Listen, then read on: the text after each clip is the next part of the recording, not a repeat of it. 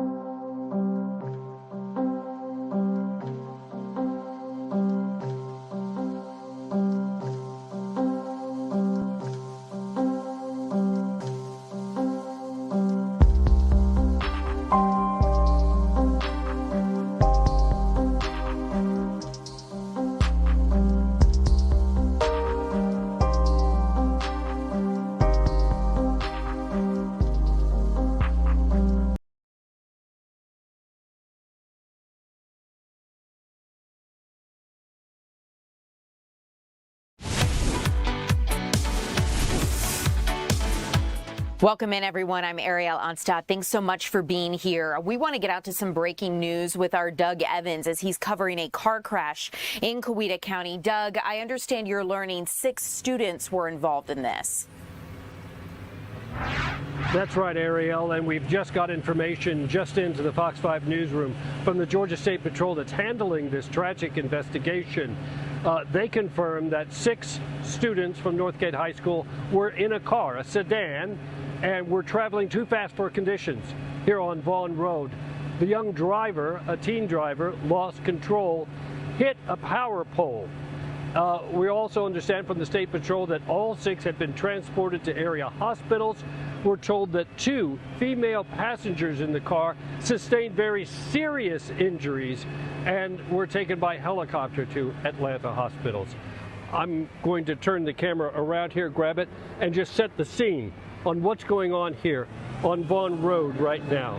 Utility crews right now are at the scene where the telephone pole was sheared off at the ground. That's an indication of speed, first of all. The State Patrol says they were traveling too fast.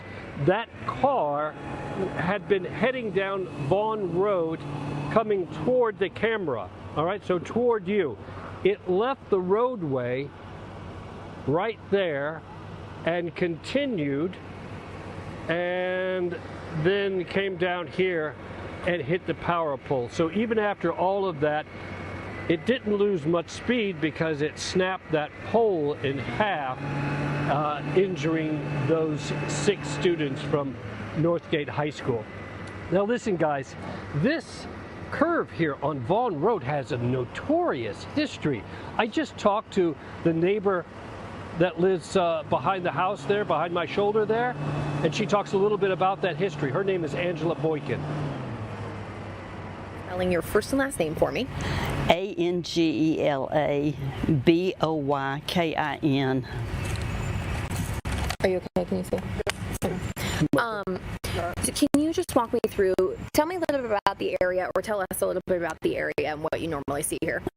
Well, people drive too fast on this street, and they always have, and we thought after that young man got killed down there that it would slow down, and it did for a while, I think, but it didn't last. And people just drive too fast, and there's been a lot of accidents, and like we've told you, I can't tell you how many times our mailbox has been knocked down. Of course, that's not important compared to people getting hurt and killed, but you know, it's a nuisance. It's just the point of the corner. Like, right, you're having exactly. Here. Right, exactly. How many crashes have you seen, and can you walk us through? To be honest with you, I have seen none, but I guess there's been about, counting the mailbox, I guess you count that, about 10 maybe in the last 30 years. Some of them fatalities. Pardon? Some of them fatalities. As far as I know, only one. Well, I did hear that somebody got killed out here before we moved in, but I didn't see any of these crashes, thank God, you know. What are your thoughts about these kids today? I'm brokenhearted. I hate it, and I hope and pray that they all make it. I'm sad, and my husband will be too. I mean, I know he is already. We don't want to see anybody get hurt or killed. Gosh.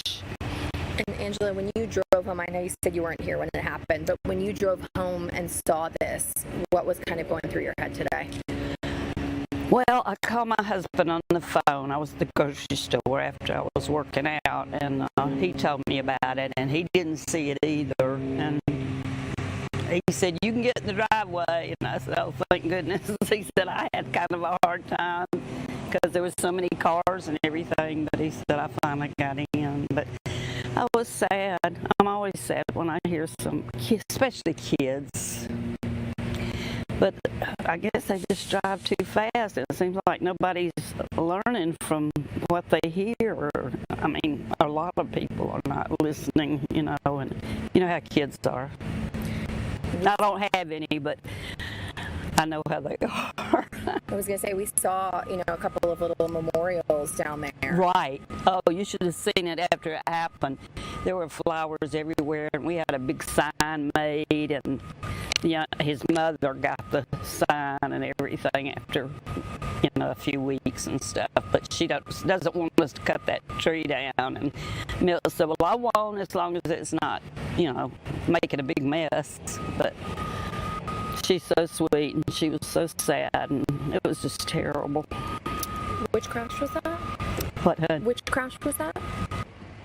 On the issue of cost, Mr. Hurst. Okay, so that's Angela Boykin in an interview. She lives in that house that you see there on the left side of your screen. This is the tree that she was just talking about, where a teenager died a few years ago, she tells us. The mother begging that family to please not cut down this tree ever. You can see that it was pretty scarred up in that accident. A lot of the bark is missing, and there are messages of love even from the victim's mother right there, the one who has asked that family not to cut down this tree on Vaughn Road.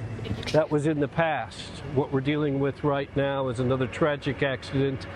I want to remind you that we have no word that there have been any fatalities, but we have had word from the State Patrol that there have been very serious injuries. At least two girls that were in the car from Northgate High School received what the State Patrol said were very, very serious injuries. The crew that you're looking at live right now replacing the telephone pole that was sheared off at the bottom as the sedan came barreling down Vaughn Road. And Ariel, I just want to walk this way with you. Feel free to jump in anytime. Sure, Doug. I'm walking toward the direction that they were coming from. And as this truck crests that hill, you're going to see that it disappears. That's how sharp that hill, there it goes.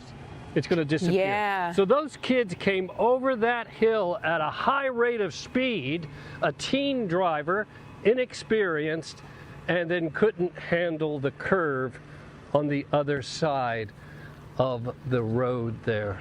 And we're only a couple of miles, Ariel, from Northgate High School, where these kids were traveling from late in the morning. This happened just after 11 o'clock. Doug, absolutely heartbreaking. My heart goes out to those students. I hope every single one of them will be okay.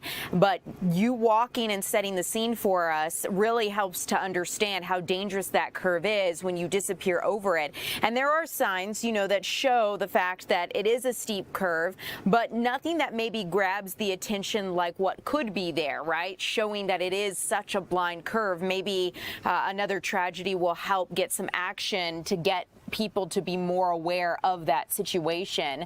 I've definitely seen signs that have said blind curve, steep curve. Not sure if this constitutes, but if enough accidents are happening here or crashes are happening here, maybe more needs to be done. Well, Ariel, one thing that I do know is that this road has a history in Coweta County. One of the officers that I called to get information about was actually a Newnan Police officer, a graduate of Northgate High School 20 years ago. And he said there were crashes 20 years ago on this road. So this is a notoriously bad road here in Coweta County, one that you certainly need to slow down, as Angela Boykin said, right? You heard her interview. People just need to slow down and respect these hills and this curve. Doug, thank you so much for your reporting, showing us what's unfolding out there live. I know you'll continue to keep us updated as you get any new information, especially as it relates to how those 6 students might be doing this afternoon. So Doug Evans, thank you so much for reporting live for us. As we continue here at 2 o'clock, you guys, we have a lot of stories to get to locally and nationally. Talking about some breaking here at home, and I want to let you know nationally, we have breaking news in the sense that the House has just passed a funding bill for the Department of Homeland Security. already. So this is really good news because we had learned that TSA agents and others were likely going to have to, were likely about to run out of money. And now because of this bill unanimously passed by the House and it had already been passed by the Senate, it now heads to President Trump's desk for signature and means that the record government shutdown will be coming to an end. So I'd like to touch on this again later here in just a little bit, but wanted to make sure you were aware of that. Also, here closer to home, we are following closely this story of a missing teenager here in Atlanta. Absolutely heartbreaking. A mother searching desperately for her son. She actually works at the Atlanta airport, and now the Atlanta airport community is joining this search for a missing teenager, Benjamin Braithwaite. You can see him here on your screen, and I'm going to take this banner down so you can read the entire missing poster. He's 16 years old and was last seen Monday around 9:30 in the evening. Disappeared from the Regency Trace Southwest neighborhood, according to Atlanta Police. He's about 6 foot 5 inches, weighs 167 pounds, and they are really desperately searching for him. So if you know him, you recognize this young man, give police a call immediately. And another story we're following here for you quickly, a paramedic fighting the wildfires, or at least living in the southern part of our state in Brantley County while working Tuesday, learned that he lost his home while on the job. Brandon Lynn posted an emotional video saying that his house was destroyed Tuesday as fast-moving wildfires tore through Brantley County. He posted a very emotional video talking about what this means for him. Take a listen. My house was lost on Tuesday. I haven't missed a day of work since, and it's really the only thing keeping me going. We'll continue to keep you updated on that as it progresses forward here in the newsroom. GoFundMe's are up to help Brandon Lynn. But Eric, I want to switch gears here and talk about a story we're following at the Fulton County Jail. I know we've talked about the issues that the jail faces, and now it seems that some Fulton County leaders are saying more needs to be done than just a new jail alone. Yeah, so yesterday we talked a little bit about, we saw that press conference with Ben Crump, with the man who had both his legs and his hands amputated. They're calling for a new jail after they talked with the Sheriff Pat Labatt there, which is no new news here. Pat Labatt has been a component of a new jail. County commissioners have kind of pressed back against that. Well, yesterday, before that news conference even happened, an article in the AJC with Rob Pitts, who's the chairman of the Fulton County Commission Board, Kelsey Bond, who is a newly elected city council member here in Atlanta, and a community activist. They all came together for that article saying that, you know, right now what they need to do, or the solution, is addressing the overcrowding and the overstaffing there. Take a listen. This is Devin Barrington Ward. Love that name. I think it's such a great name there. But he's a community member who says building a new jail is not the answer. He believes, again, staff training, but also diversion programs as well. This is an issue of making sure that the jail can be fully staffed, but if we are not able to fully staff the jail, then the other alternative is that we have to reduce the rates of incarceration inside of Rice Street, which means relying more on diversion programs. We know that the #1 driver for overpopulation at the Fulton County Jail is the very high arrest rates that are being taken place across the county, but specifically with the city of Atlanta. Arrest rates that, when we actually look at the data, many of those arrests can be diverted to the diversion center or programs that treat some of the substance abuse issues, the issues around homelessness, mental health challenges, and severe poverty that have landed a significant portion of the people inside of the jail there on misdemeanor charges that are nonviolent. So some of those issues that he's talking about, those nonviolent charges, you know, if you miss a court date and you're arrested because of that, he's saying, you know, maybe create a text messaging system like you get with a doctor's appointment or a dentist appointment to kind of cut down on that. So I'm going to read the last couple of lines of that article. It says, Fulton County and Atlanta can show that real reform is possible. The question is whether we have the courage to follow through. And then the title of it is Atlanta and Fulton County can solve jail crisis if we choose real solutions. So we did reach out to the Fulton County Sheriff. We haven't heard back on a statement with that. And then I'm working to get a statement from Kelsey Bond as well. She just sent me one. I didn't have time to include it in this as well. But this is a talker that, you know, we've been talking about really for years when it comes to the jail. You might remember back in 2022, LaShawn Thompson was found eaten alive by reports of the records there by bed bugs. So it's an issue that is going to continue. The sheriff yesterday made a comment basically saying that if nothing changes, we're going to see more injuries and more deaths. It's incredible to think that going to the Fulton County Jail might seriously be less safe than being on the street, maybe involved in an unsafe situation, right? You would go to the jail, and a lot of times as a holding place for ultimately your legal proceedings to play out. But for it to be as dangerous as some of our community members have been pointing out that it is, it's interesting to think someone like Rashad Muhammad, whom yesterday you covered, his charges against him were ultimately dropped. So you could be charged with a crime, go to the jail for your legal proceedings to play out, as happens in the justice system here in America, and then because of alleged neglect, abuse, whatever may happen to you, you come out a worse person than you went in there. Yeah, he walked into that jail and he had to be wheeled out of that jail. And it's interesting you say that because other states have a 24-hour first appearance. Yeah. Here, we don't have that. You can be up to 72 hours behind bars and ultimately maybe cases dismissed or charges dismissed, etc. Eric, thanks for your reporting as always. Appreciate you. We'll see you again later this evening with more on the Fulton County Jail. Guys, let's get back to some video about the funding plan for the Department of Homeland Security. I want to talk a little bit more about this because it is significant. We are now seeing the longest partial government shutdown in U.S. history coming to an end.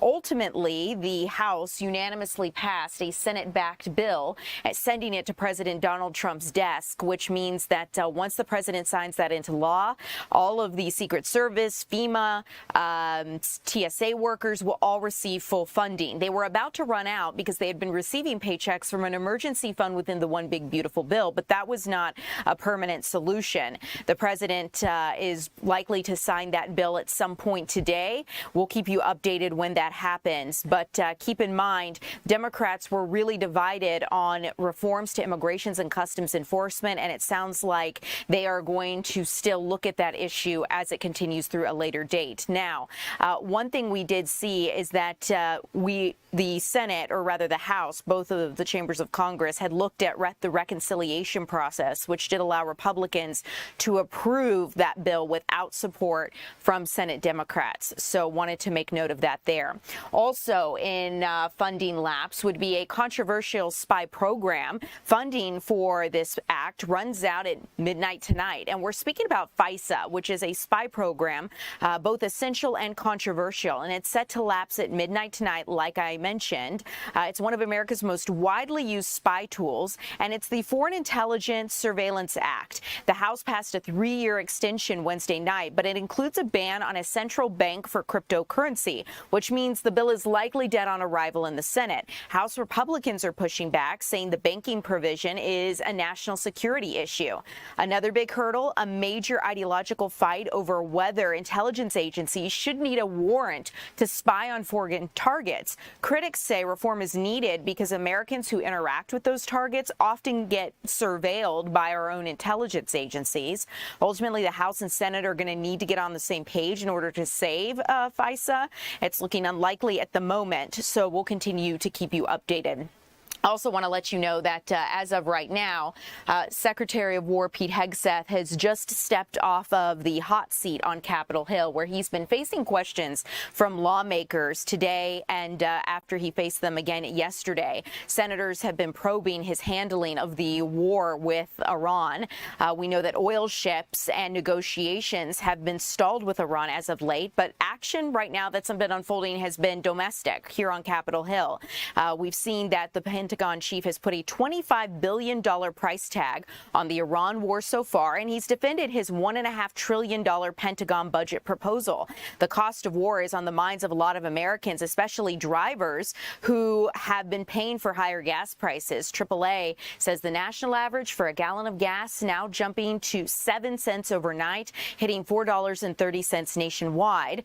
The White House is keeping their economic squeeze on Iran with the blockade blockade of ships in the Strait of Hormuz.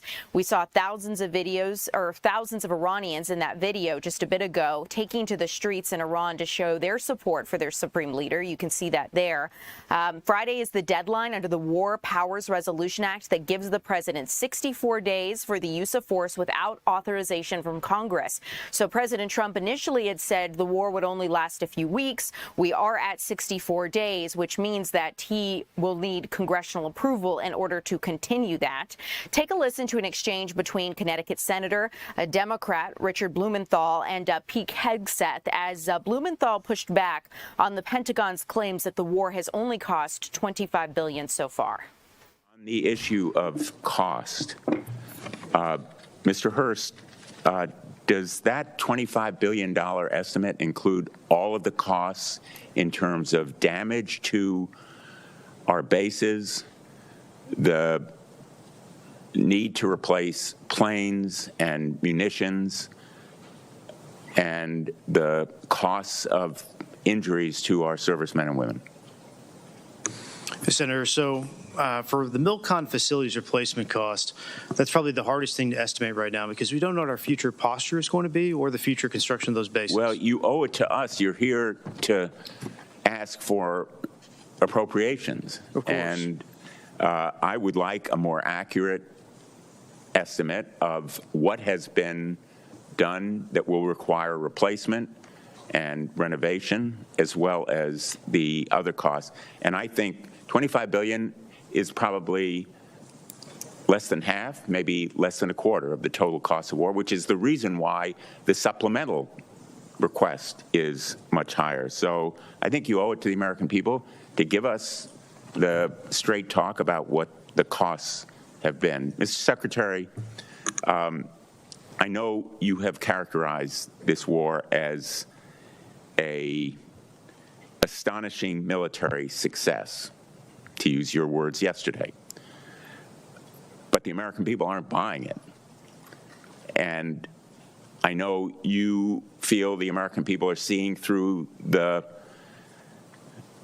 abstruse stuff that is thrown at them, but one point is irrefutable, which is America never succeeds in war unless the American people are behind it.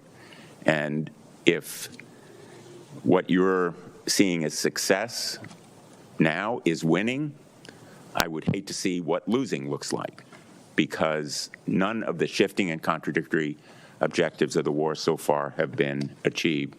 Likewise, let me ask you, yesterday, the president said that Ukraine has been, quote, militarily defeated. I assume you don't agree with that assessment. The negative nature in which you characterize the incredible and historic effort in Iran is part of the reason, Senator, why the American people view it the way they do. It's why I looked out at our press corps at the Pentagon and called them the Pharisees in the press. It's because they look for every problem. Well, I'm asking you about you look for every problem that exists, Ukraine and you has miss. Been militarily defeated.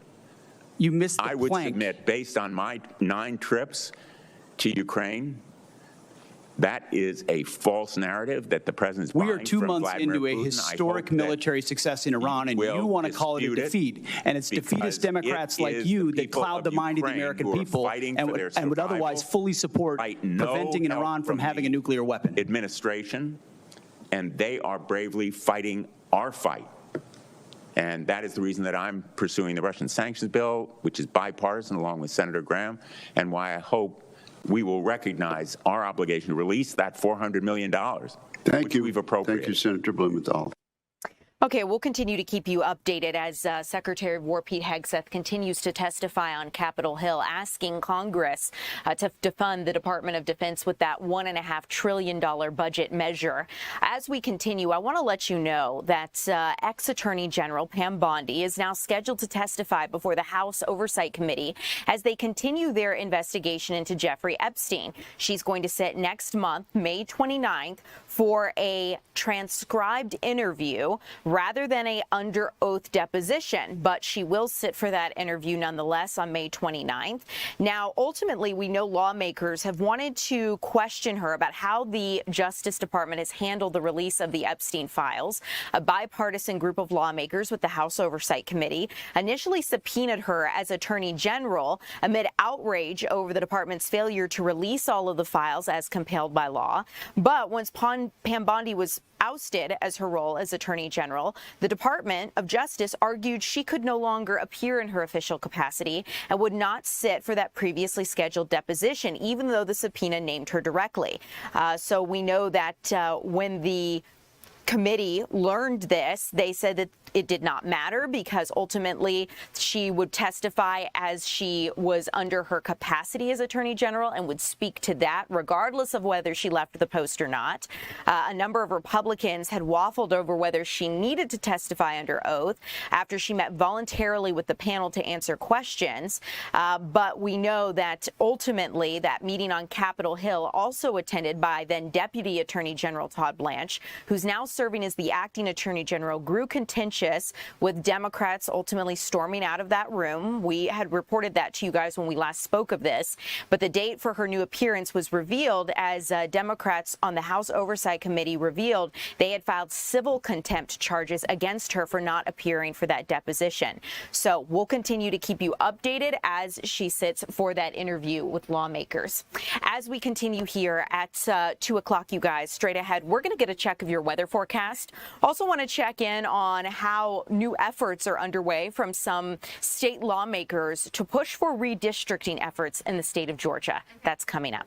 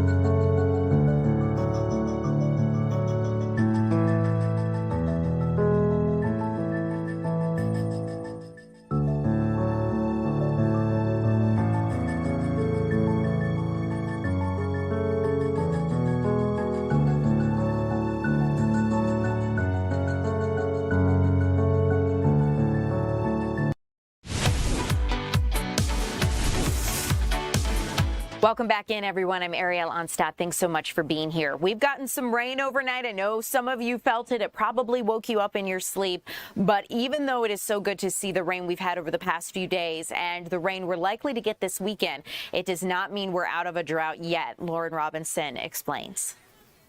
Well, our latest drought monitor was released today, and it's important to note it's released every Thursday, but they stop collecting data every Tuesday. So any rainfall we've gotten since Tuesday has not been added to this, but either way, it's looking pretty bad, as one could assume, especially to the south where we have those wildfires burning. This is where we have a growing area of this level 5 exceptional level drought here. This is the deepest drought you can have, and we're seeing this continue to grow across southern portions of the state. Even as we move into North Georgia, we're starting to see that level 5 pop up here. You can see it just north of Athens. Meanwhile, this level 4 here, this extreme drought, is also continuing to grow and overtake a good portion of North Georgia. So our drought conditions continuing to get worse and worse. The good news is we've had a few rounds of rain since this data was collected, and we're going to continue to see another round of showers as we move into the weekend. So hopefully our next drought monitor is looking at least a little better than this. Now,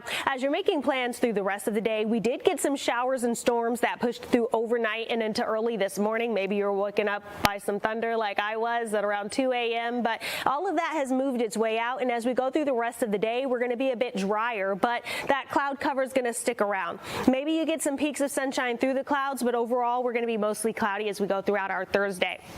We're also on the back end of a cold front, so our temperatures are going to fall into the middle 70s for our afternoon highs today, as opposed to the lower 80s we saw yesterday. As we move into this evening, temperatures in the upper 50s to low 60s by the time we're going to bed, and then we wake up Friday morning to more cloud cover, overnight lows in the middle 50s. And as we go throughout our day Friday, we're looking for the majority of Friday's rain to fall south of our viewing area, which is good news for those areas to the south that need the rain showers due to that drought and to those wildfires there. But we're going to see Friday's showers stay mostly south of our viewing area, and it's not going to be until Saturday where we're looking for a few of those to lift their way up northward. But even Saturday, it's looking like the heaviest rain will fall south of the I-20 corridor. So in addition to the rain showers, we're going to see those temperatures continue to cool over the next few days. We're in the middle 70s for our Thursday, low 70s by Friday. And as we move into Saturday, those temperatures will be maxing out in the middle 60s. Look for a soggy, chilly day here with that cloud cover lingering around even when you don't have showers overhead. But the second half of our weekend is looking to take a turn. If you have those outdoor activities, certainly plan them for Sunday. This is when we're going to see that sunshine return. Temperatures will start to rebound. We're in the low 70s for our Sunday, but as we move into the next work week, we're going to see those highs back in the upper 70s, low 80s, right around where we should be this time of year, with some shower and storm chances looking to return to the forecast by the middle of next week. Awesome, Lauren. Thanks so much for letting us know what to expect. We do appreciate it. And as always, you guys, if you have any questions about the weather or anything else we're covering here on your Thursday afternoon, let us know and I'll work to get you guys some answers. If there's a story you want to know more about that I haven't covered just yet, you can always put it here in our chat, TikTok, YouTube, and we'll work to get to it. I want to talk about something unfolding here in Georgia, and that would be that majority ruling at the Supreme Court that's shaking things up, not just on a national level, but local levels as well, really across the nation ahead of the midterm elections. The Supreme Court's ruling could have a major effect on the midterm elections. The justices voted 6-3 to strike down an electoral map in Louisiana that would have created a second black majority district in a state where a third of voters are black, essentially bringing an end to racial considerations when drawing electoral districts. The ruling essentially invalidates Section 2 of the Voting Rights Act, and the majority opinion of this section, or said that this section is now limited to, quote, intentional discrimination, which can be difficult to prove in court. In a strongly worded dissent, Justice Elena Kagan claimed the decision opens the door for Republican-led states to eliminate minority districts. So the gist here, you guys, is that critics are arguing the decision could make it harder for minority voters to challenge unfair maps, while supporters say it prevents race from driving political lines. And we've seen at least 6 states have redrawn their maps so far, and President Trump is pushing for more Republicans to follow suit. It comes amid a broader push for redistricting across the nation. Some voting rights groups say that today's ruling could shift up to 19 congressional districts towards Republicans. And this is already fueling debate here in Georgia, where some Republicans are pushing to redraw congressional districts ahead of the midterms. State Senator Greg Dolezal is calling on Governor Brian Kemp to convene a special legislative session to redraw those maps, a move he says could benefit Republicans. Dolezal is also running for lieutenant governor and says that it's time to be aggressive and bold after this Supreme Court ruling. Now, on the other side, Mayor Andre Dickens has criticized this ruling, warning it could lead to rigged maps that would allow those in power to suppress the voices that they don't want to hear. So we'll continue to keep you updated. Any attempts to redraw Georgia's maps could face logistical and legal challenges. Early voting is already underway in our state, as you might know, with more than 111,000 ballots already cast. Any redistricting efforts at this stage would likely trigger long and protracted legal battles. So we will keep you updated if there are any redistricting challenges here in the state of Georgia. In the meantime, you guys, coming up next, it is National Adopt a Pet Day, and so I want to get out to our Maria Guzman as we continue here in the 2 o'clock hour. We're going to check in with her about what Paws Atlanta is up to straight ahead.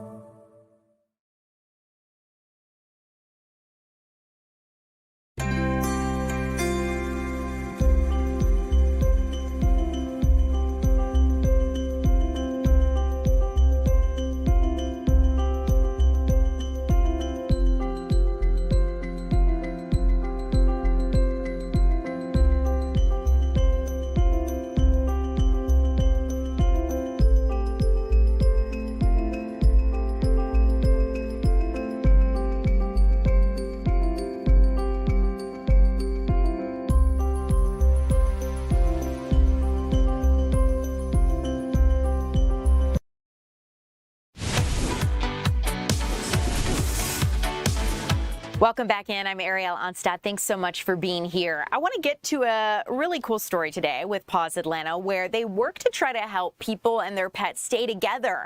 It is National Pet Adoption Day. So let's get out to our Maria Guzman, who joins us live from Paws Atlanta. Maria, I feel like you have the best assignment of the day, hanging out with dogs. Hey Ariel, I think I do too. I think I win today. And here I have Cable, and I also have Laura, who's part here with Paws Atlanta. And today is such a special day because it is National Adopt a Pet Day from the shelter. So we are in the shelter, and Cable is adoptable. So yes. Laura, just tell me a little bit about his story and how he arrived to the shelter. Cable came to us a little over a year ago. He was left at our donation bin out in our parking lot overnight. We saw him on the camera, and we came right out and got him, and as soon as we saw him, he was wagging his tail. He's so happy. He just loves people, so we've really fallen in love with him over the last year. Yeah, and there are some other dogs and cats like Cable who need that extra love, that extra spotlight. So just talk to me about the other pets who are also able to be adopted. Oh yeah, we have tons. We have all shapes and sizes of dogs and cats, but we definitely have a lot of dogs that are over 35, 40 pounds that are really looking for a home. A lot of our long-term animals are larger dogs like Cable. We've got Abby, who's one of our longest-term residents. I love Mr. Bean, who's a shepherd. People love shepherds, and he's so smart and playful. And on the cat side, we have Sisophus, who's been here about 3 years and could definitely use a good home, but we would love for people to come meet them all. Yeah, and there are many reasons why the pets end up here at the shelter. So just walk us through some of the reasons or scenarios that you guys are often running into here. We get probably around 50 to 80 requests a day, so people really do need a lot of help with surrendering their pets. I would say the #1 reason is due to finances or moving. I think a lot of times people call it moving because they are moving somewhere else, but really they just can't pay the pet deposit or they can't afford to pay the pet rent. Yeah. So that's the number one reason we see cats and dogs come in.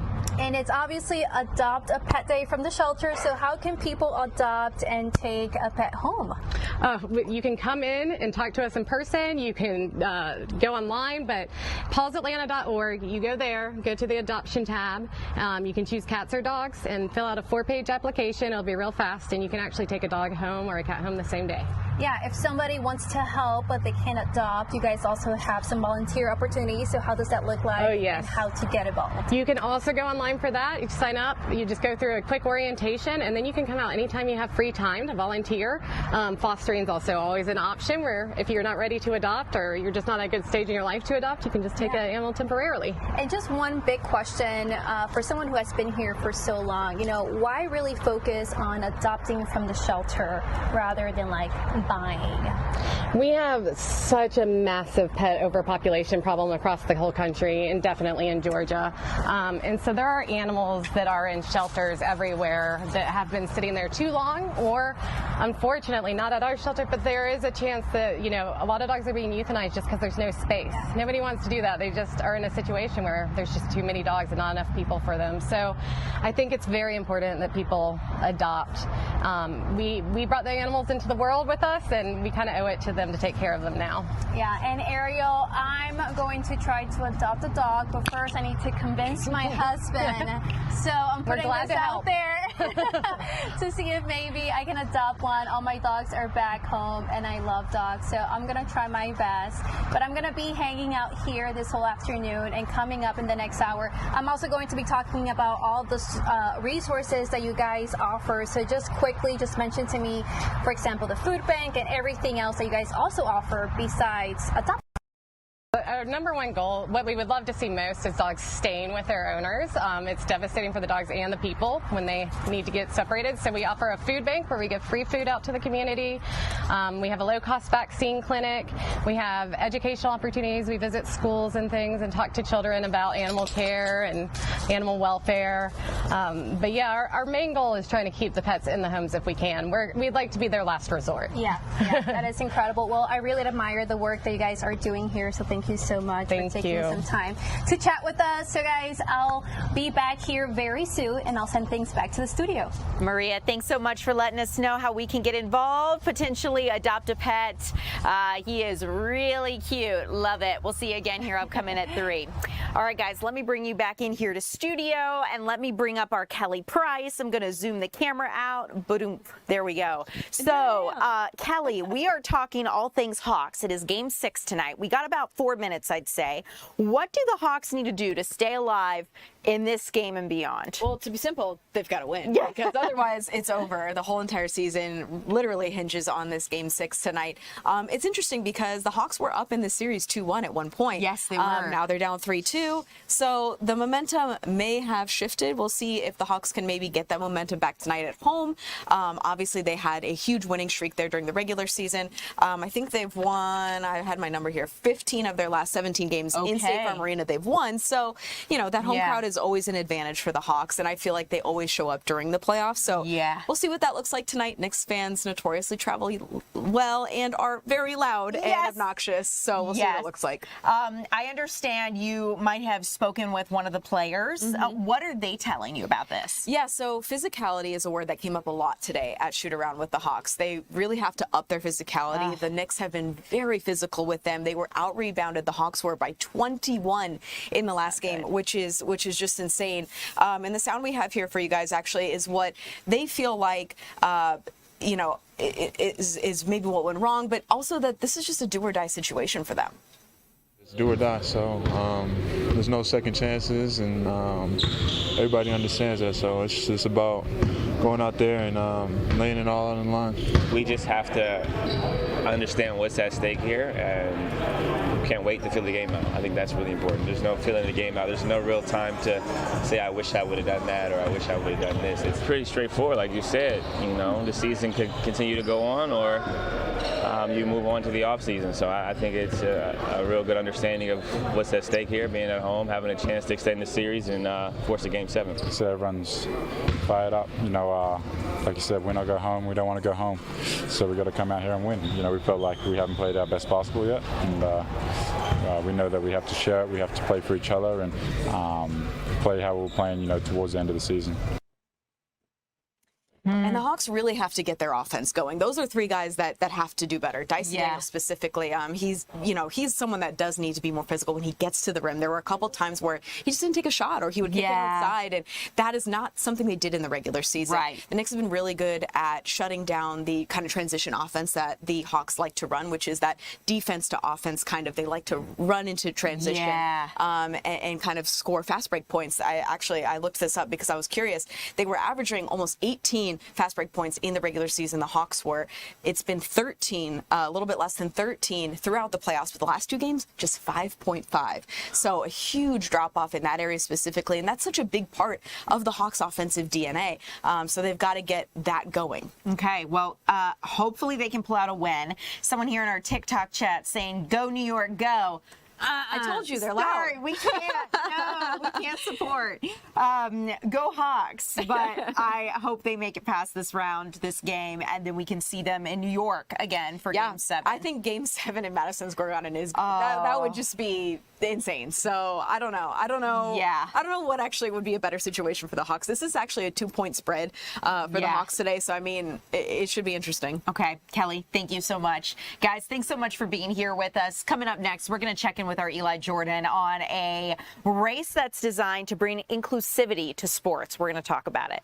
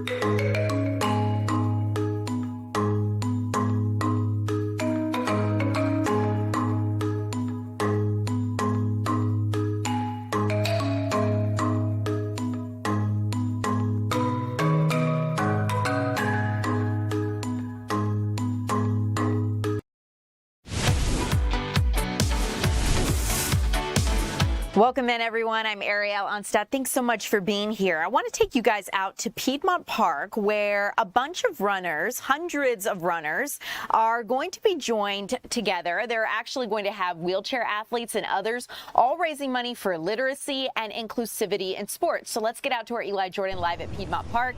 Eli, I understand it's a few hours before the big race. What's happening? Hey, good afternoon, Ariel. Yes, it's 6:30.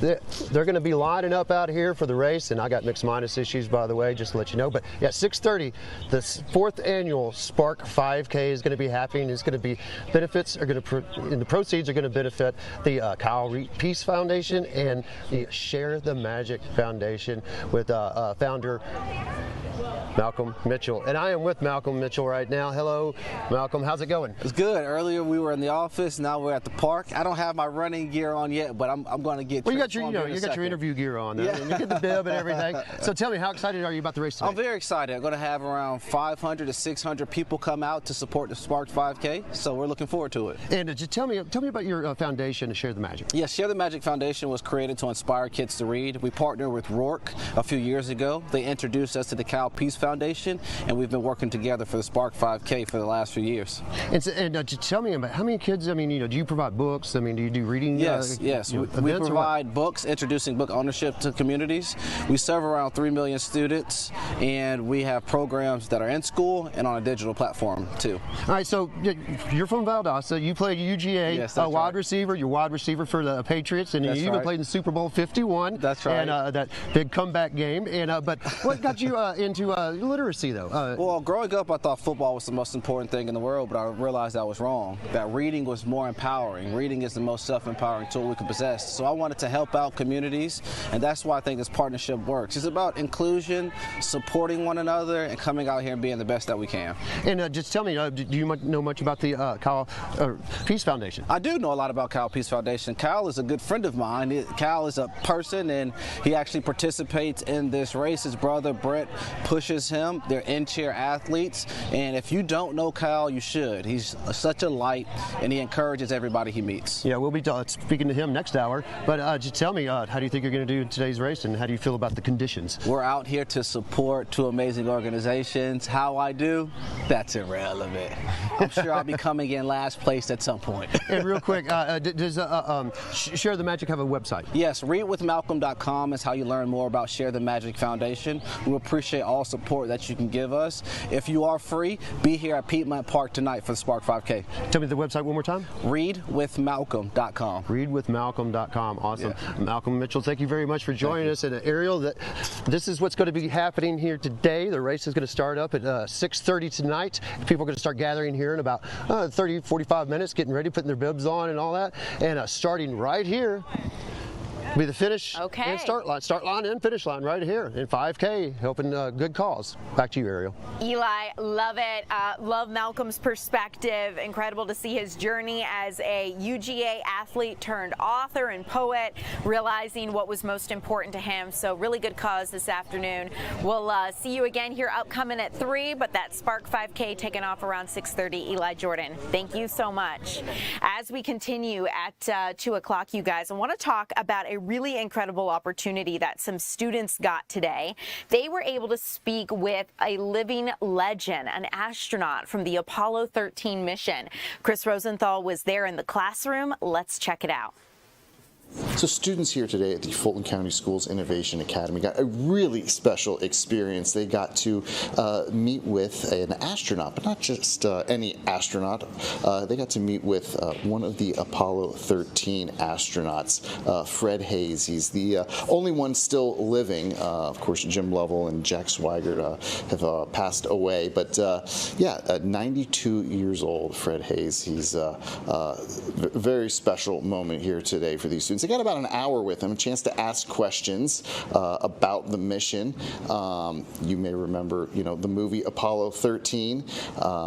He was played by Bill Paxton, in fact, and that mission was called a successful failure because they had problems with the mission and had to abort, but did get to go around and see the moon, but did not get to land on it. But he did talk about that experience of what it was like passing time up there in space and looking at the moon. Let's take a listen.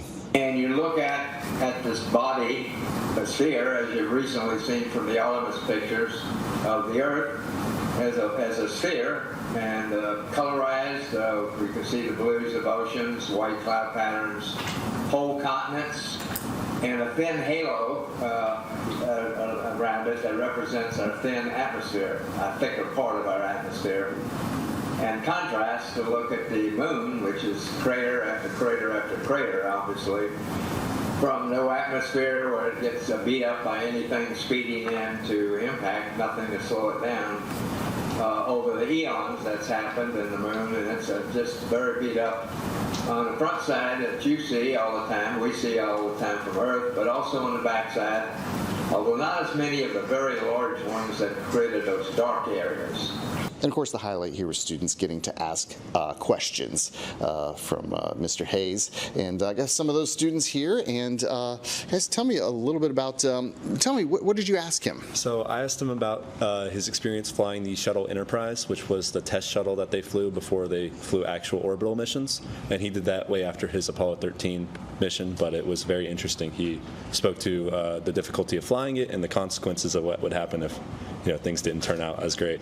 Yeah, and tell me, what was it like getting to meet an astronaut?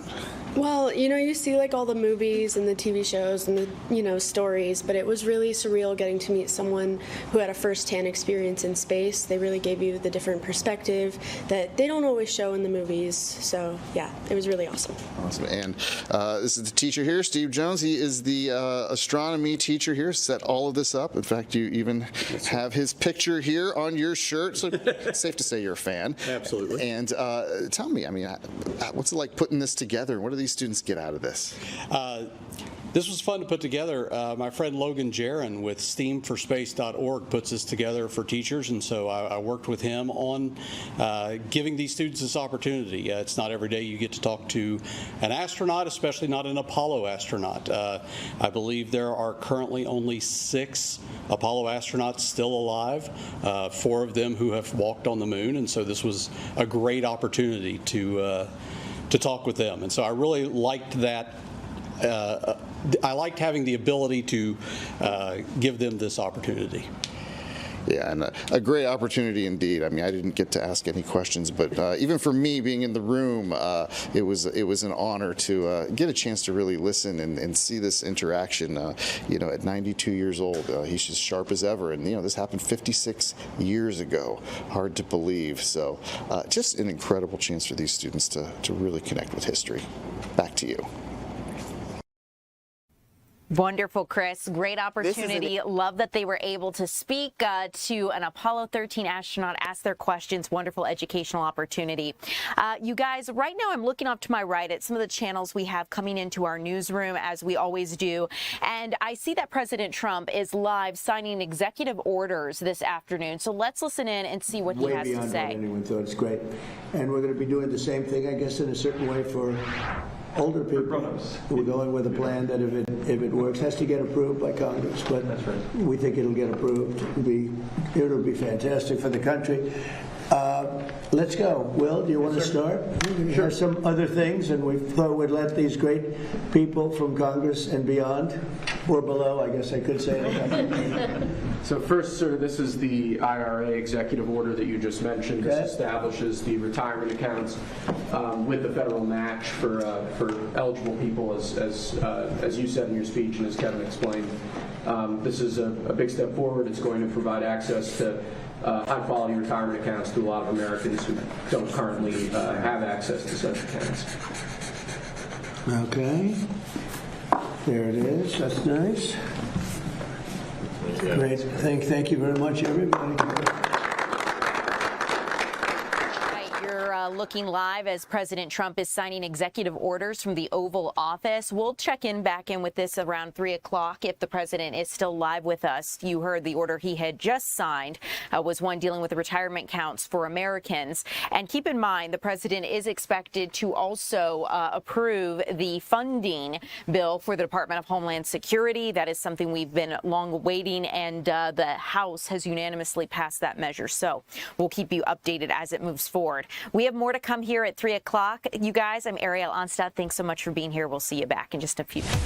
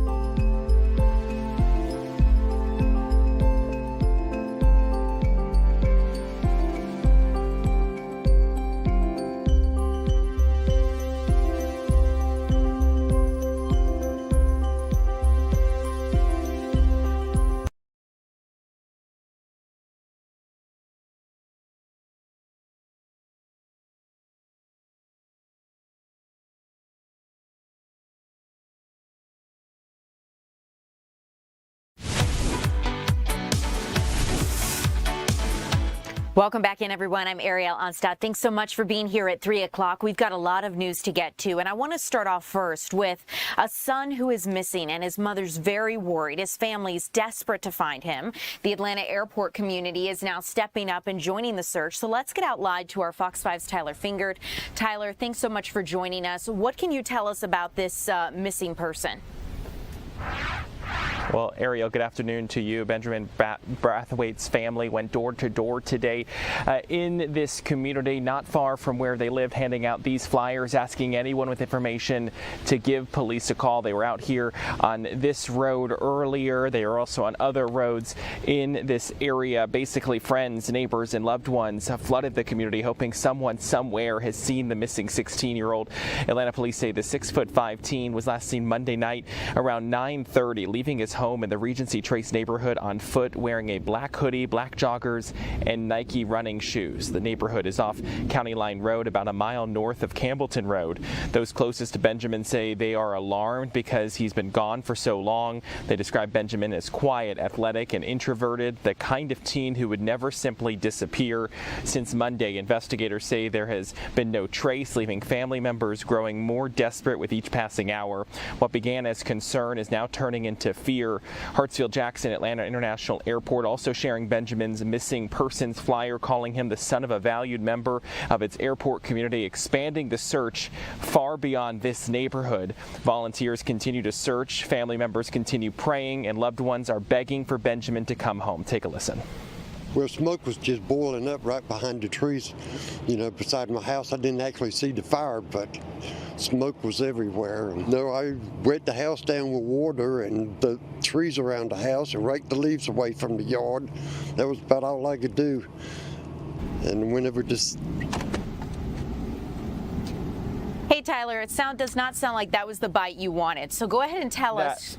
Yeah, that was not. Yeah. That was. I was hearing it in my earpiece. That was not what we were anticipating. Essentially, we talked to a family friend who is the designated media spokesperson in this case. I'm going to read you what they said. They said at first we were calm, waiting for him to come back home, just like typical teenage behavior, and he didn't come back. And we know him well enough that if he were in danger or in trouble, he would always come back home. We also spoke to a family member. He's obviously shocked. He came from across town to come over here. He said he has this message for Benjamin, telling him to get to any phone, any gas station, any grocery store, and dial 911, and they will get you home. Obviously, the family is really hopeful in this case that he is found and that they are able to bring him home. 16 years old, and he just turned 16, according to one of the family members we spoke with. They say that they're going to continue searching for him, and they're asking anyone who might know anything to give police a call. I'm going to show it to you one more time. This is Benjamin Braithwaite's picture, and this is his missing persons flyer that is being released. Age 16, again 6'5", 167 pounds approximately, last seen wearing black sweatpants, black hoodie, white t-shirt, black Nike running shoes. And again, if you know anything, you're asked to call 911 or Atlanta Crime Stoppers. Ariel? Tyler, thank you so much for bringing this to our attention, and hopefully someone knows something, has seen something, and he is able to get home safely to his family. I'm sure they're really worried about him, as you mentioned, and really just want to get him home safe. So Tyler Fingert, thank you so much. As we continue here at 2 o'clock, let's talk about some other things we're following here in the Fox 5 Atlanta newsroom. I want to let you know about a man police say threatened firefighters over his car being blocked by a fire engine. Let's get into this. This supposedly, or rather all unfolded at the Bojangles in Ackworth. And Ackworth police arrested a man Saturday morning. They say he threatened to kill firefighters and rammed his car into a fire truck because it blocked his car. Now, firefighters were responding to a medical emergency during this time, but you can see 26-year-old Tyler Washington on your screen.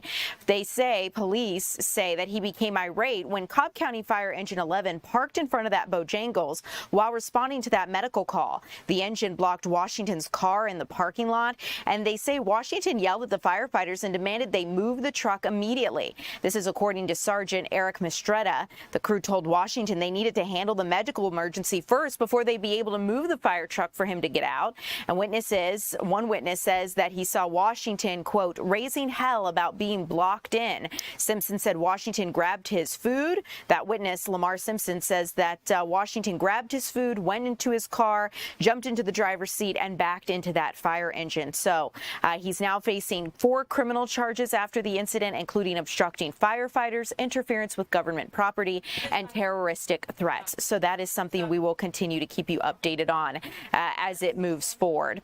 I also want to keep you guys updated on some other stories that we're following, because this is heartbreaking. Fast-moving wildfires that we have seen in the southern part of our state have caused a paramedic to lose his home, and this happened while he was on the job Tuesday. Brantley County paramedic Brandon Lynn posted an emotional video where he shared that his house was destroyed as fires tore through the area. Even though he was working on emergency responses during that time, he says that it was the only thing that was really keeping him going, and ultimately the fires that have burned across Clinch and Brantley counties in the southern part of our state are dwindling. Crews have been able to make some progress. So far, dozens of homes have been destroyed, but containment is improving.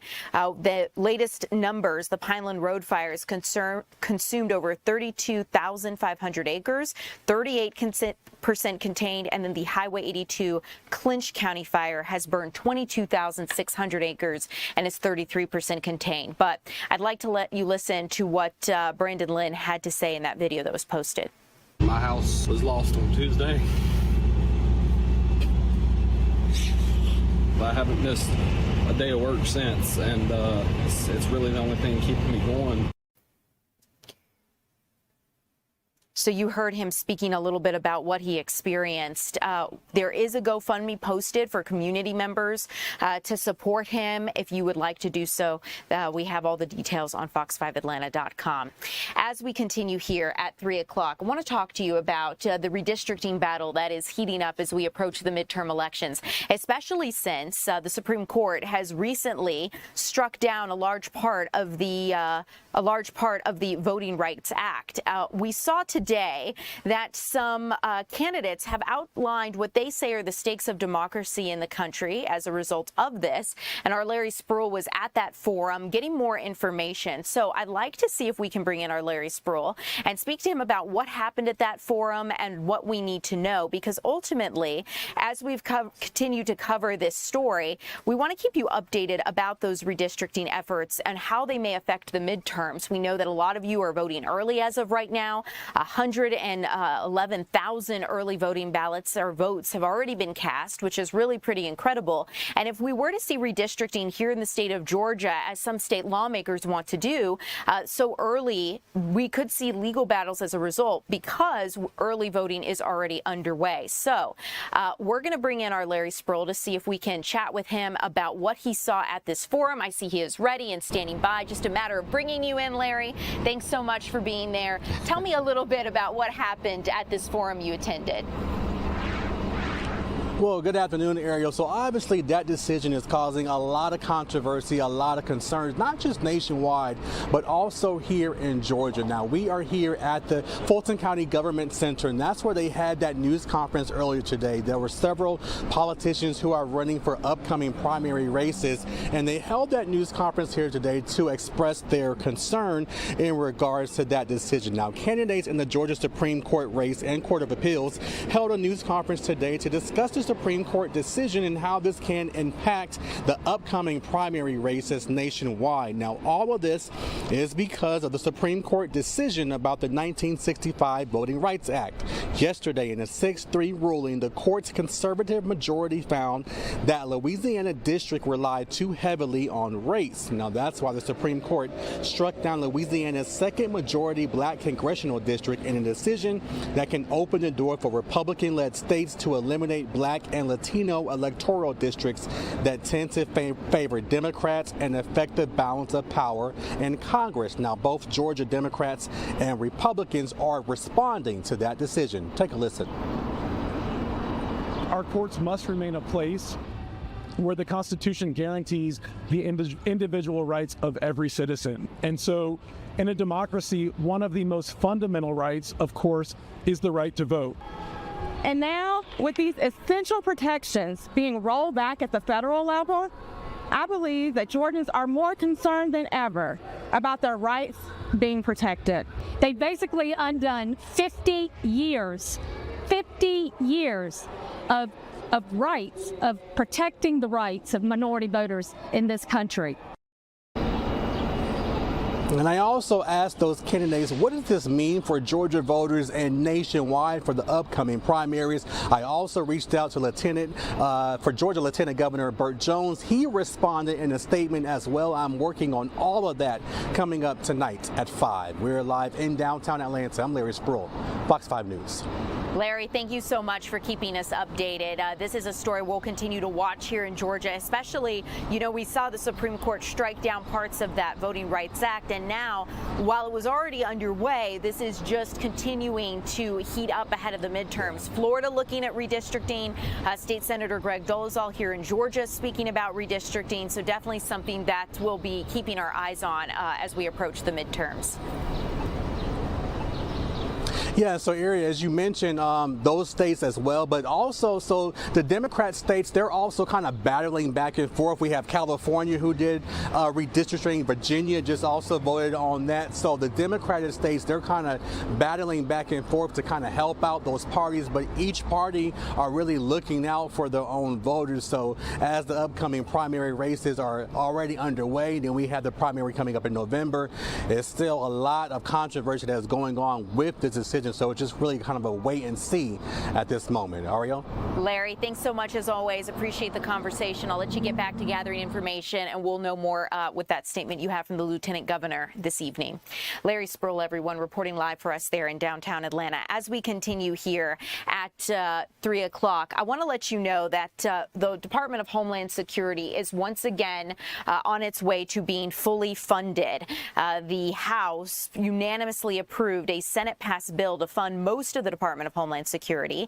It's going to end this 76-day partial government shutdown that's left many critical agencies like our Transportation Security Administration workers struggling to maintain operations and pay their employees. Now, the bill was approved by voice votes, sending it to President Trump's desk. The shutdown's going to end once the president signs that into law. And I know right now President Trump is signing executive orders from the Oval Office. He had just signed one as it relates to retirement accounts. So I see the president over here to my right, and I want to see if maybe we can dip in and listen to the president live as he speaks from the Oval Office and see what he has to say, if he addresses anything about the funding for the Department of Homeland Security. Let's listen together.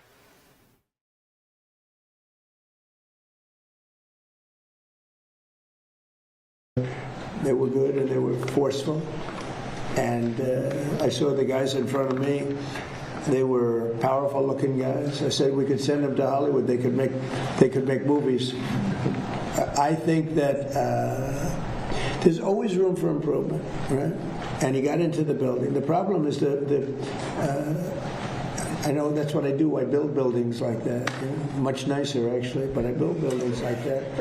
And when you have 1,000 rooms sitting on top of a ballroom, and you have the elevators coming down right near the entrance, it's a pretty tough situation. Now, right outside, we have something that's on time, on budget, actually ahead of time, ahead of budget depending on finishes. Finishes is a big difference between marble and onyx in price, but it's right on budget, right on time. And that's built to the highest standards of security. No units on top, no hotel built on top where an elevator comes right down through the middle of it. It's a tough location. That's a tough location. So I think I know the people at Secret Service. I think they're great, and I think the Congress has to take care of those people. We're talking about ICE, we're talking about Border Patrol, Secret Service, everyone. The Democrats essentially want to defund the police, just so you know. That's right. They want to defund law enforcement. It's crazy. These people have gone crazy. I heard Hakeem Jeffries, a low IQ person. He's a very low IQ. screaming today that the Supreme Court is illegitimate. I mean, that's a dangerous statement. Then if I say something modest, they say, oh, he's a king, he's a king. They're sick. But Hakeem Jeffrey said the Supreme Court is illegitimate. That's a rough statement. If I made that statement, it would be the biggest story out there. Bad things would happen. One of the ideas. Go ahead. The average price of a gallon of gas is now $4.30 in this country. And you know what? And we're not going to have a nuclear weapon in the hands of Iran. The gas will go down. So you can see the president's addressing reporters there from the Oval Office. A reporter just asked the president about the price of gas, and he is continuing to say that it's worth that cost to make sure Iran does not get its hands on a nuclear weapon. So let's talk about what's unfolded on Capitol Hill. The president has opened a segue for me to talk about our next story here, which is that lawmakers have been grilling Secretary of War Pete Hegseth on Capitol Hill today. The Secretary of War was before lawmakers yesterday as well, asking them to approve his $1.5 trillion budget for Defense Department spending. Now, ultimately, senators have criticized his handling of the war. Others have been supportive. Overseas, we have seen oil ships and negotiations stalled as it relates to Iran. There has been not much movement there through the Strait of Hormuz, and the United States continues to blockade Iran's ports. But the action is unfolding on Capitol Hill. Pentagon Chief Pete Hegseth has said that so far the Iran war has cost $25 billion. Now, some lawmakers don't seem to buy that. They think it might cost more. They want to see further estimates and facts and figures put forth in a data plan to understand truly what the breakdown of the war is looking like. But you see video there of thousands of Iranians that hit the streets in a show of support for their supreme leader over this past week. And we know that the supreme leader released a statement Thursday saying, quote, "By God's will, the bright future of the Persian Gulf region will be a future without America," end quote.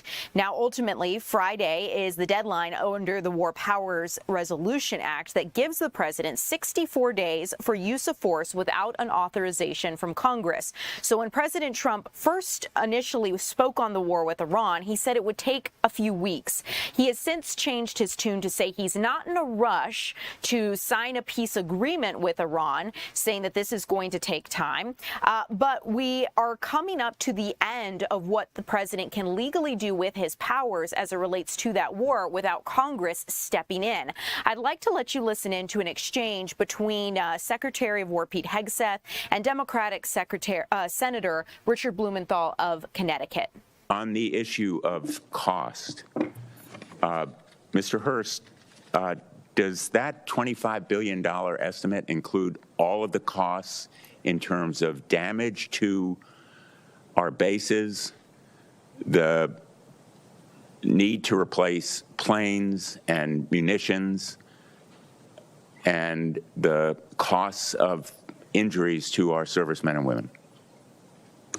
Senator, so for the Milcon facilities replacement cost, that's probably the hardest thing to estimate right now because we don't know what our future posture is going to be or the future construction of those bases. Well, you owe it to us. You're here to ask for appropriations. Of course. And I would like a more accurate estimate of what has been done that will require replacement and renovation, as well as the other costs. And I think $25 billion is probably less than half, maybe less than a quarter of the total cost of war, which is the reason why the supplemental request is much higher. So I think you owe it to the American people to give us the straight talk about what the costs have been. Mr. Secretary, I know you have characterized this war as an astonishing military success, to use your words yesterday.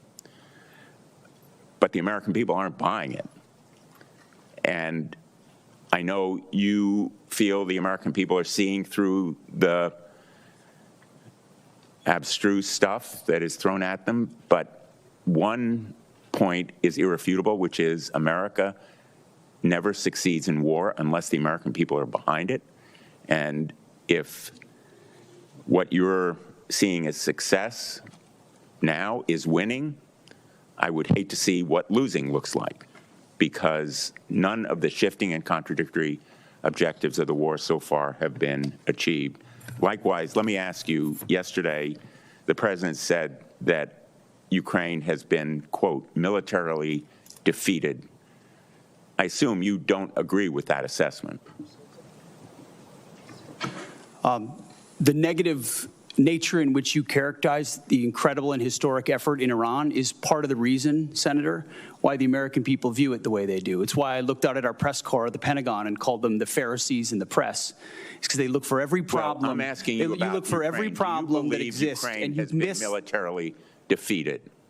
You missed the I would plank. submit, based on my 9 trips to Ukraine, that is a false narrative that the president's buying. We are 2 months Vladimir into a Putin. historic military success in Iran, and you want to call it a defeat. And it's defeatist Democrats like you that cloud the mind of the American people and would otherwise fully support preventing Iran from having a nuclear weapon. Administration, and they are bravely fighting our fight.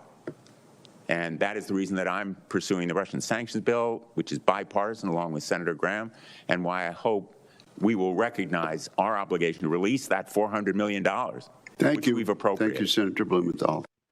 All right, so you were listening as Senator Richard Blumenthal questioned Pete Hegseth there on Capitol Hill. We'll continue to keep you updated as Congress weighs the $1.5 trillion Defense Department budget ask here in the coming days. As we continue, you guys, coming up next, we are going to check in with our Kelly Price on the latest with the Hawks as it relates to Game 6 tonight at State Farm Arena.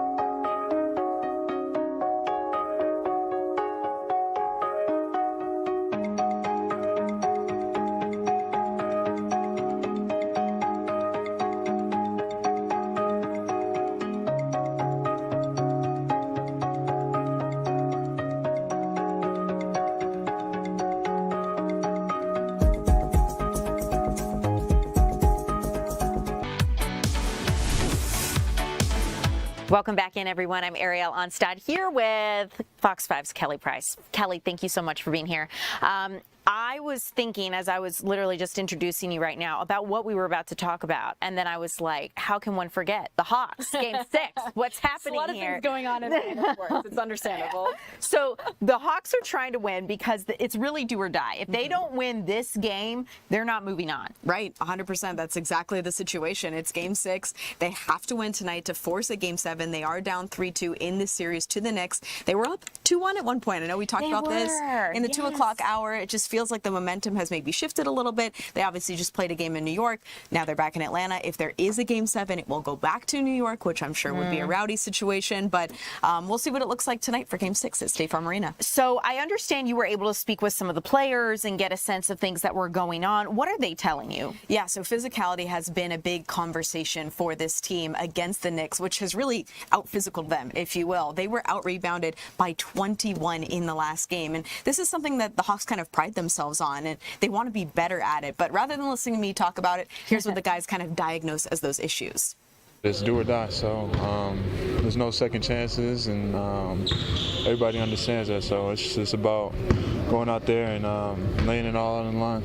We just have to understand what's at stake here, and can't wait to feel the game out. I think that's really important. There's no feeling the game out. There's no real time to say, I wish I would have done that, or I wish I would have done this. It's pretty straightforward, like you said. You know, the season could continue to go on, or you move on to the off season. So I think it's a real good understanding of what's at stake here, being at home, having a chance to extend the series and force a Game 7. So everyone's fired up. You know, like you said, win or go home. We don't want to go home, so we got to come out here and win. You know, we felt like we haven't played our best basketball yet, and we know that we have to share it. We have to play for each other and play how we were playing, you know, towards the end of the season.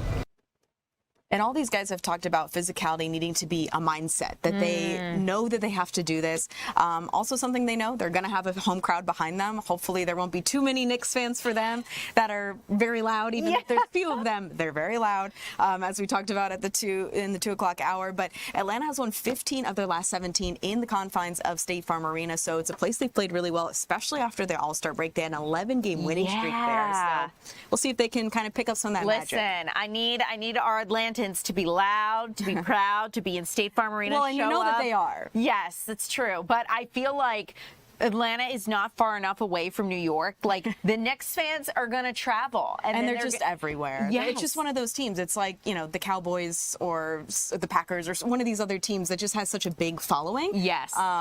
Even though, you know, maybe the Knicks haven't had the success that maybe that deserves that. We'll see. But neither have the Hawks, though. So this is a place they haven't been in a number of years, right? Yeah. Since really 2021 when they did beat the Knicks. It's just incredible to see the growth the team has had. And I hate to say it, but since Trae Young was traded, 100%. truly, it's like, oh, wow, is this what we could have had? And, you know, I don't know. The franchise has really pivoted. I mean, you think about the growth just from the All-Star break. They had the best record in the East. They were the hottest team coming out of the East. They went from, you know, kind of being in the play-in conversation to being a 6th seed and missing the play-in for the first time in a number of years. So that was obviously some progress. So honestly, who knows what happens tonight? We don't know what Game 6 is going to hold, but, you know, if you're a Hawks fan, you have to be optimistic about the future because this is a young core. You had a bunch of guys basically come off the street and via trades this year that was a mishmash kind of roster that Quinn Snyder kind of worked with to get to this point. So I feel like Ansi Saleh, the GM, has done a good job, and I think it's an optimistic future, regardless of what might happen tonight. Okay, Kelly. Well, I will stay tuned to you for the updates as to what happens at State Farm Arena. I know you need to get going and get out there. So you guys, we will follow Kelly for the latest as it relates to our Hawks and how they fare tonight in Game 6. In the meantime, if you're headed downtown thinking about your weekend plans, meteorologist Lauren Robinson has an update on our drought and our weather forecast. Well, our latest drought monitor was released today, and it's important to note it's released every Thursday, but they stop collecting data every Tuesday. So any rainfall we've gotten since Tuesday has not been added to this, but either way, it's looking pretty bad, as one could assume, especially to the south where we have those wildfires burning. This is where we have a growing area of this level 5 exceptional level drought here. This is the deepest drought you can have, and we're seeing this continue to grow across southern portions of the state. Even as we move into North Georgia, we're starting to see that level 5 pop up here. You can see it just north of Athens. Meanwhile, this level 4 here, this extreme drought, is also continuing to grow and overtake a good portion of North Georgia. So our drought conditions continuing to get worse and worse. The good news is we've had a few rounds of rain since this data was collected, and we're going to continue to see another round of showers as we move into the weekend. So hopefully our next drought monitor is looking at least a little better than this. degrees. Now, as you're making plans through the rest of the day, we did get some showers and storms that pushed through overnight and into early this morning. Maybe you're woken up by some thunder like I was at around 2 a.m., but all of that has moved its way out, and as we go through the rest of the day, we're going to be a bit drier, but that cloud cover is going to stick around. Maybe you get some peaks of sunshine through the clouds, but overall, we're going to be mostly cloudy as we go throughout our Thursday. We're also on the back end of a cold front, so our temperatures are going to fall into the middle 70s for our afternoon highs today, as opposed to the lower 80s we saw yesterday. As we move into this evening, temperatures in the upper 50s to low 60s by the time we're going to bed, and then we wake up Friday morning to more cloud cover, overnight lows in the middle 50s. And as we go throughout our day Friday, we're looking for the majority of Friday's rain to fall south of our viewing area, which is good news for those areas to the south that need the rain showers due to that drought and to those wildfires there. But we're going to see Friday's showers stay mostly south of our viewing area, and it's not going to be until Saturday where we're looking for a few of those to lift their way up northward. But even Saturday, it's looking like the heaviest rain will fall south of the I-20 corridor. So in addition to the rain showers, we're going to see those temperatures continue to cool over the next few days. We're in the middle 70s for our Thursday, low 70s by Friday, and as we move into Saturday, those temperatures will be maxing out in the middle 60s. Look for a soggy, chilly day here with that cloud cover lingering around even when you don't have showers overhead. But the second half of our weekend is looking to take a turn. If you have those outdoor activities, certainly plan them for Sunday. This is when we're going to see that sunshine return. Temperatures will start to rebound. We're in the low 70s for our Sunday, but as we move into the next work week, we're going to see those highs back in the upper 70s, low 80s, right around where we should be this time of year, with some shower and storm chances looking to return to the forecast by the middle of next week. All right, Lauren, thanks so much for keeping us updated on what to expect. Really appreciate it. As we continue here at the 3 o'clock hour, you guys, straight ahead, we're going to check in with our Maria Guzman coming up next. We want to take a look at what today is National Adopt a Pet Day, how you can get involved and support our shelter pets, and some resources that Paws Atlanta might have for you. That is coming up straight ahead.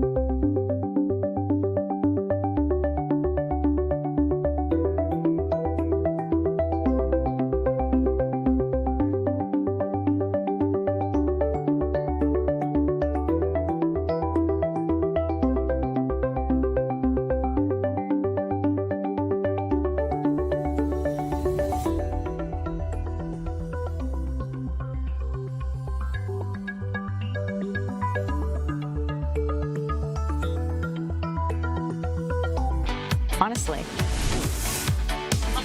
Welcome back in, you guys. I'm Ariel Onstead, and it's great to have you here at 3 o'clock. As always, if you've got any questions on anything we're covering about today, you want to hear more on a story I haven't touched on, drop it in our TikTok chat, YouTube. We'll make sure to get back to you guys. But let's go for a happy story on your Thursday afternoon, because today is National Adopt a Pet Day. And with this day, you can help change a pet's life. And one local organization wants to make sure you have the resources if you do get a pet. So let's get out out to our Maria Guzman, who joins us live from Paws Atlanta. Maria, it's great to see you. You've had a pretty great assignment all day, hanging out with some pets. Hey Ariel, yeah, it's been fun. I got to, just play with some pets and run around. And here at Paws Atlanta, they do make it their priority to make sure that owners and their pets can stay together all the time. And they told me that a lot of the times when a pet does end up here is when they're surrendered, and that's sometimes because of any costs regarding owning a pet, and also just any regulations in housing. So here at Paws Atlanta, there is a pet food bank that is available, and it's actually all based on donations, so it's all run on 100% on donations. And they also have a vet clinic that they make it affordable for owners to bring their pets and to get any required vaccines or even like microchips. So I did speak to the executive director here at Paws Atlanta, so let's go ahead and take a listen to the outreaches and all the resources available for you.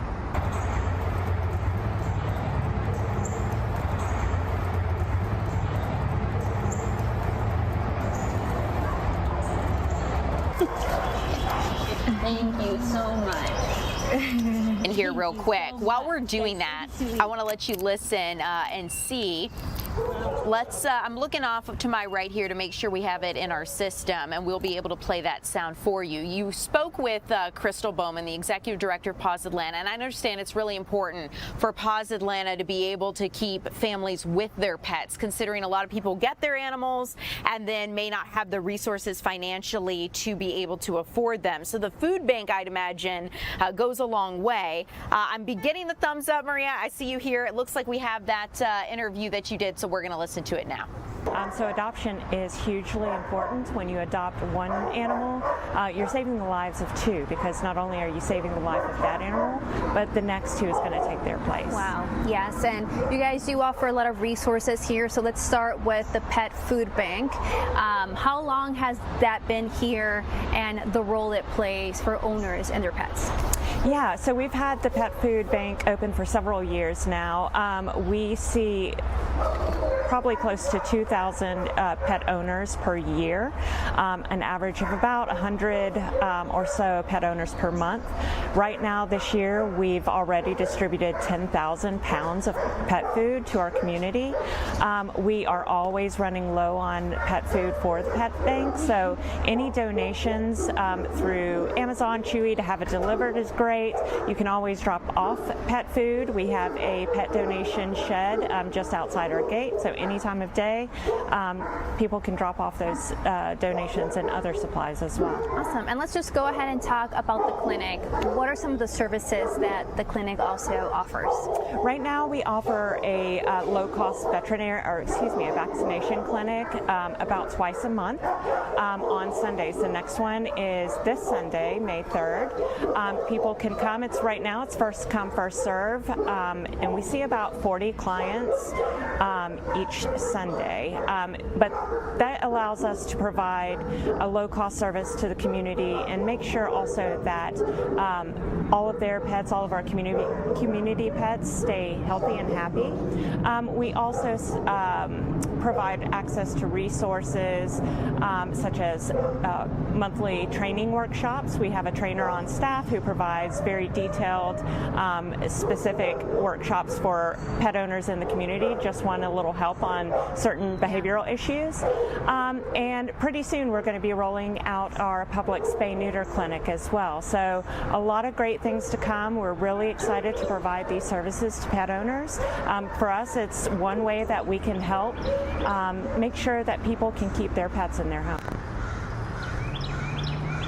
Yeah, and right now they have almost 200 animals in their care, and they tell me that each month they intake about 65 animals each month, and about 69 animals are adopted here as well each month. So there is a big need here to really adopt or even foster, and if you want to do your part, whether that is to become a foster parent or adopt or even volunteer, the best way to get plugged in is through their website. It's pawsatlanta.org. Again, pawsatlanta.org. And they tell me that they want to make it as accessible as possible, that everyone and anyone can become an owner. So I'm going to go ahead and send things back to you, Ariel.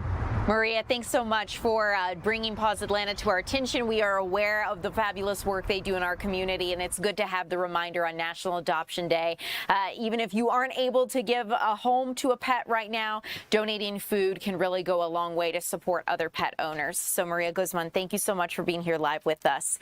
As we continue at 3 o'clock, you guys, I want to keep you updated on some other headlines we're following in the Fox 5 Atlanta newsroom for you. So this is one I know a lot of you have asked questions about, and we do have an update. Ex-Attorney General Pam Bondi will now testify before House lawmakers on the Oversight Committee, and she's going to do this via a transcribed interview. This will not be a questions under oath type of deposition or testimony, but it will happen via a transcribed interview. And ultimately, we've seen that there's been a bit of a back and forth as to whether or not she was going to even testify before lawmakers. Her appearance is now set for May 29th, but we have seen that the House Oversight Committee, as it continues to investigate Jeffrey Epstein, has wanted to speak with Pam Bondi. A bipartisan group of lawmakers wanted to speak with her over public outrage and how the Department of Justice handled the release of the Epstein files as compelled by law. Some files were not released, they felt, in a timely manner. Other files were released without proper redactions. Pam Bondi has defended the actions of her department, saying they were working furiously under tight deadlines to be able to get all of the documents out quickly. But some lawmakers had wanted to know why the Department of Justice wasn't following up with further investigations regarding people who were named within those files. So once Pam Bondi was ousted from her role as Attorney General here in the United States, the Department of Justice had argued that she could no longer appear in her official capacity and would not sit for that previously scheduled deposition, even though the subpoena named her directly. Well, the committee had said that that would not be flying with them, essentially. They say that a group of Democrats on that panel had said that they would put a civil subpoena forward to hold her in contempt if she did not sit. So now she is going to come and answer those questions. We know that that will be a, like I mentioned, transcribed interview as opposed to her being sworn in under oath.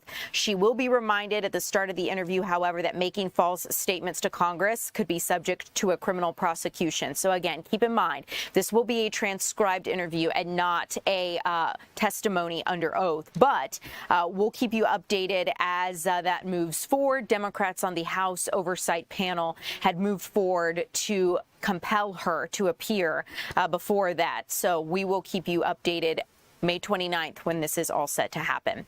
As we continue here at 3 o'clock, I also want to let you know a little closer to home, we are tracking the latest with Atlanta Police searching for a suspect related to a shooting on Edgewood Avenue. Check out the surveillance images that have just been released as police continue to hunt for a gunman in a double shooting here in Atlanta. They say this man is suspected of shooting two men along Edgewood Avenue in the Old Fourth Ward neighborhood back on April 5th of 2026. You can see him running away there on your screen. And really, Atlanta Police want your help identifying him.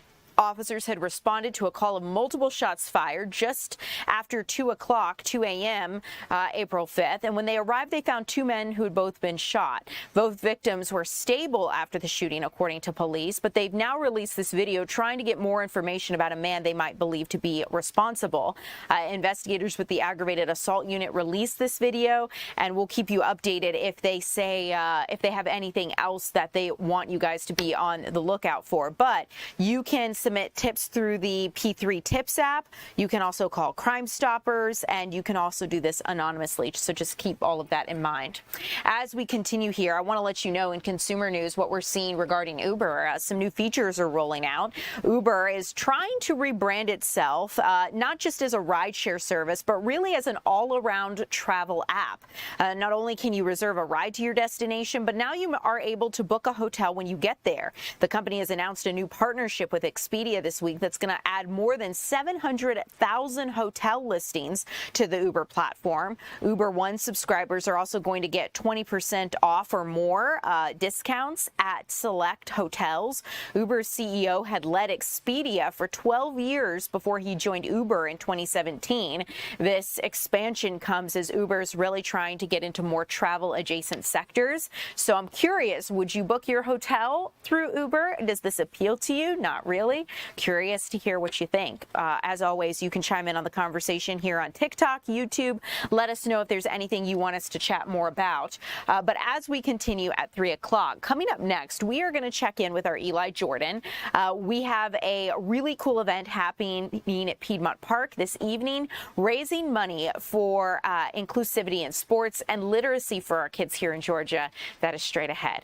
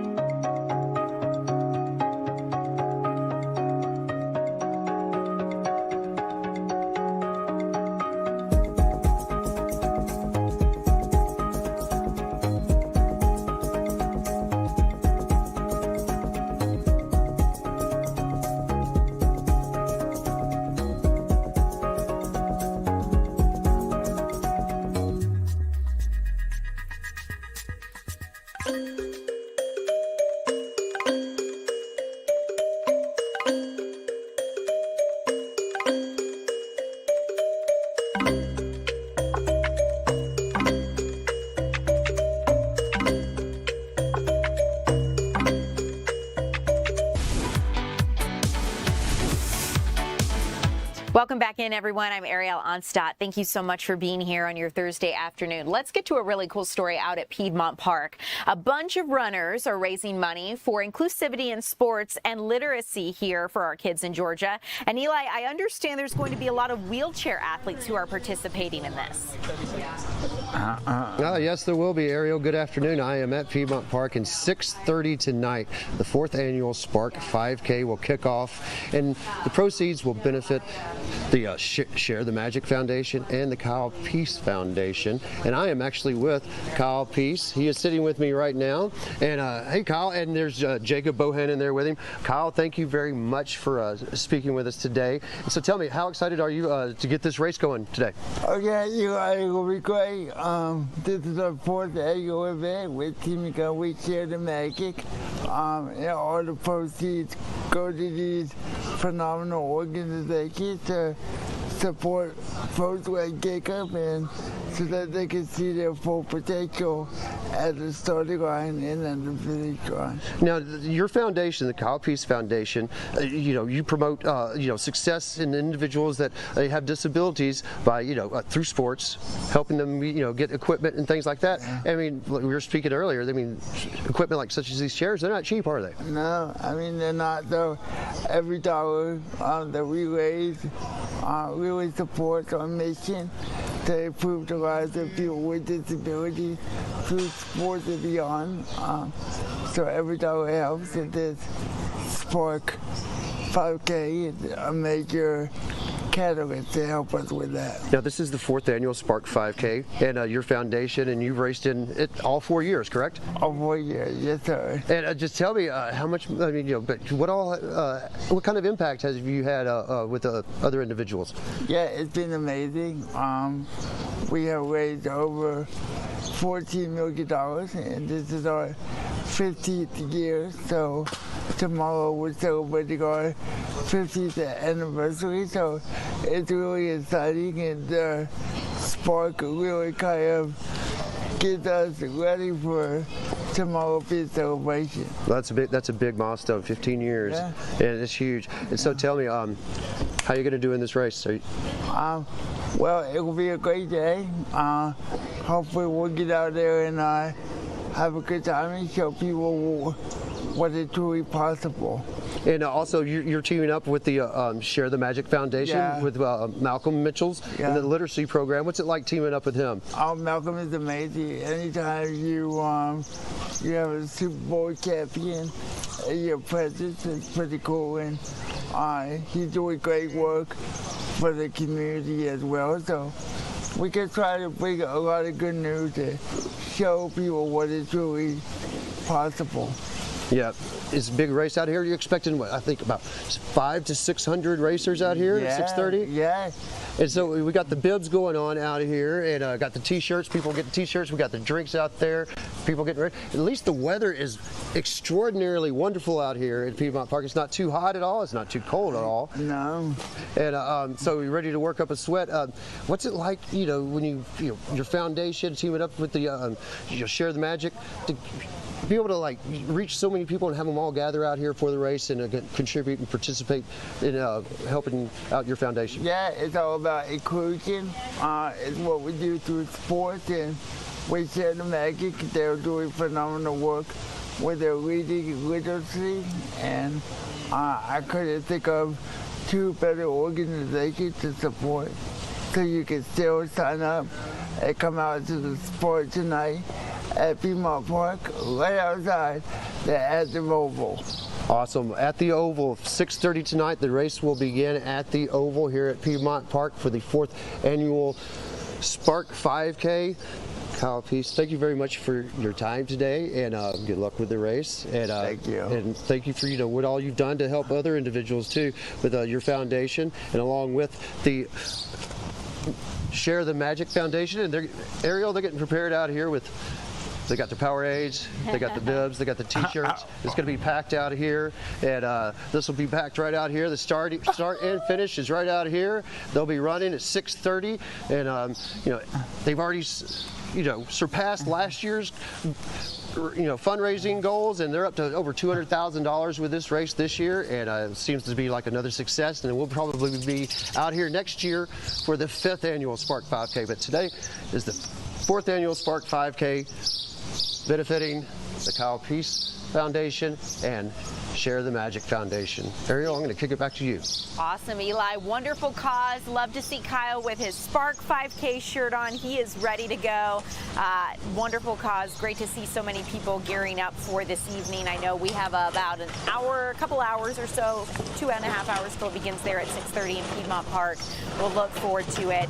Great causes to be raising some money for. So Eli, Jordan, thanks so much.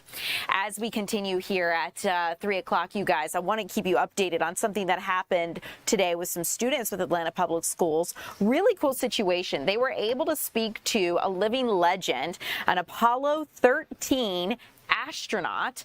Chris Rosenthal went there to check out what was going on. Let's take a listen. Yeah, hey guys, I'm at the Fulton County Schools Innovation Academy here at the astronomy class, and they got a really special opportunity today to talk with an astronaut, with an Apollo 13 astronaut, the only one that's still alive, Fred Hayes. You may remember the movie and the mission. The mission, it was called a successful failure. They were supposed to land on the moon, but were unable to when they had a failure during that mission and had to circle back and come back to Earth, but they were successful. That's why they call it a successful failure. It was a win in that regard. But he's 92 years old, this astronaut, and just as sharp as ever. And 56 years ago, hard to believe, 56 years ago, this mission happened. So students got to ask a variety of questions, some of them very technical, some of them not as technical. He talked a lot about what it was like to be in space and to look down at Earth and just pass that time up there. Let's take a listen. And you look at this body, the sphere, as you've recently seen from the Artemis pictures of the Earth, as a sphere, and colorized. We can see the blues of oceans, white cloud patterns, whole continents, and a thin halo around it that represents our thin atmosphere, a thicker part of our atmosphere. And contrast to look at the moon, which is crater after crater after crater, obviously, from no atmosphere where it gets beat up by anything speeding in to impact, nothing to slow it down. Over the eons that's happened in the moon, and it's just very beat up. On the front side that you see all the time, we see all the time from Earth, but also on the back side, although not as many of the very large ones that created those dark areas. And for the students, this was, of course, a special experience. So let's ask them about it. So what was it like getting to see an astronaut here and have that interaction and have your questions addressed? Really exciting. Loved astronomy for ages. It's also really nice to get the perspective that you don't necessarily get with the movies and stuff, because you hear it from the actual persons who know what they felt, and you get a lot. It feels more personal, and I like that it was more personal. Yeah, and tell me a little bit about what you asked him. Yeah, I asked him about how the preparations going into the mission were, and what they did actually before the crew actually got to get into the capsule before the mission. And it was really great hearing from Mr. Hayes himself and getting a perspective of an astronaut that was actually in the mission, and it was different.